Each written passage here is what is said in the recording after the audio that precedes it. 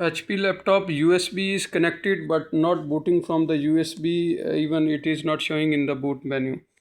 As you can see, I have a Windows 11 USB, but it is not showing in the boot menu.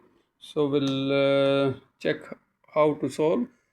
First of all, I will restart the computer by pressing Ctrl Alt Delete, and then press F10 from the keyboard to go into the BIOS and change the settings.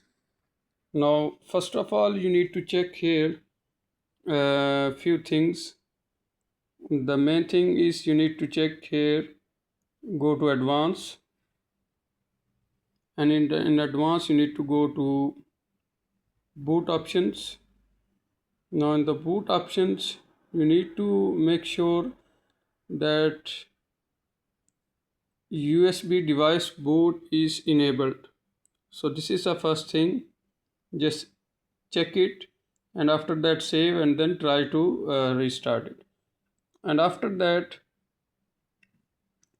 you need to go to the main menu, now here in the main, and then you need to click on restore default. Now click on yes and then save it.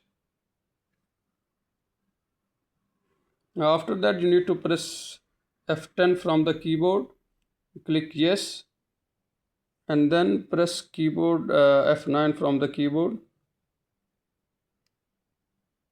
and now you can see our USB is showing, as you can see right now, USB hard drive 1, USB disk 2.0, it is showing.